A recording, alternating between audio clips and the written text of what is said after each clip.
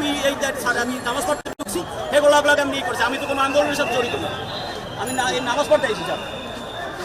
আমি এই যে স্যার নামাজ পড়তে আল্লাহর কসম লাগে আন্দোলনের সাথে জড়িত না, আমি একদম নির্দোষ, আমি কোনো ধরনের কোনো কিছুর সাথে জড়িত না স্যার, আল্লাহর কসম লাগে। আমি একদম সাধারণ মানুষ, একদম শ্রমিক, আমার কোনো রাজনৈতিক ইয়েও নাই। আমার কসম লাগে, আল্লাহর কসম লাগে, আল্লাহর কসম লাগে আমি নামাজ পড়ি বাইরে এসে